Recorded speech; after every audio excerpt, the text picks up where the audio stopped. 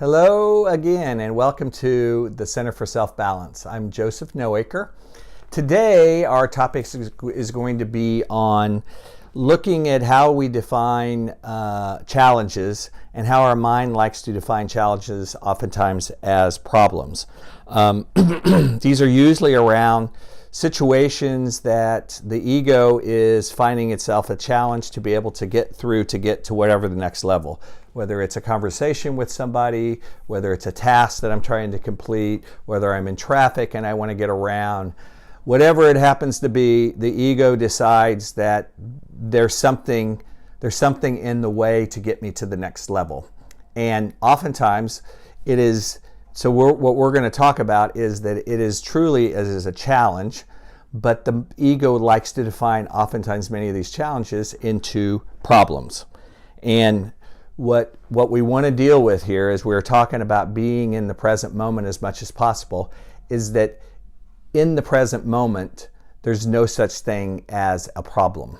There's challenges in the present moment that later, and I'm certainly not minimizing trauma and things that, wow, when we look them in the past, we see that, oh, that certainly was a problem. But we're talking about this from a psychological perspective. And from the psychological perspective, a challenge doesn't become a problem until the ego says, this is a problem. And that's not necessarily a horrible thing in itself, except that when it does it, we usually don't let go of it. We repeat, we keep it going, and we will call it a problem. And then oftentimes the next time something like that happens, we'll say, that's like the problem I had here. I was caught in traffic out on I-4 out by Lee Road. Oh my God, what a problem. And then I go down to Disney World. You can't believe there's a problem down there. They got traffic all the way down there too, just like they had on Lee Road. And my mind unconsciously starts to link up these different challenges, if it's even a challenge. You know, traffic is not necessarily a challenge, even a challenge, unless we're late for an appointment or something like that. It just is what it is. Conversations, people being as they are, isn't necessarily a problem. It isn't even necessarily a challenge either, unless we need to come to some type of a consensus. So you can see how the ego likes to formulate these things and create something out of them that's not actually present. And in doing so, here's the deal: is that when I'm into complaining, which is usually the result, whether I verbalize it or not, of me seeing things as problem, I'm complaining either in here or out here or a combination of both, if you're like me sometimes. So we end up complaining, which in reality what we're arguing with is we're arguing with present moments. We're arguing with things occurring as they have occurred. I'm arguing with something that is unarguable, that there is no win to this argument. Now, here's the key. The ego doesn't care about that, because the ego just wants to feel as if it's going to stay around. All of our egos thinks that this is who we are, and that without it being present, it would be gone. It would be annihilated, and that's what it's deathly afraid of.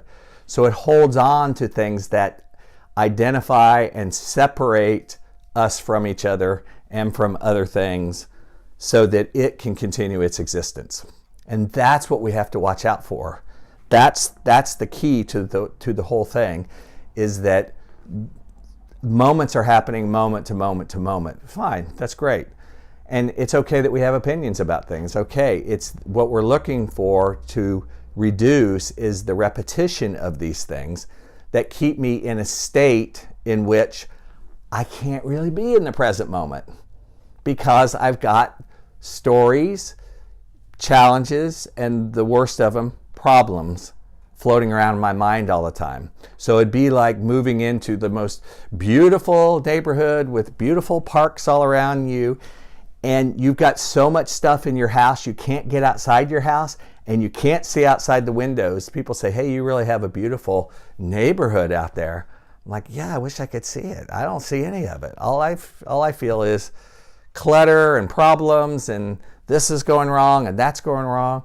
And all that has to do with is stuff that I've accumulated, and then the mechanism, which we'll talk about at one of our later topics, that keeps repeating it and being redundant with it.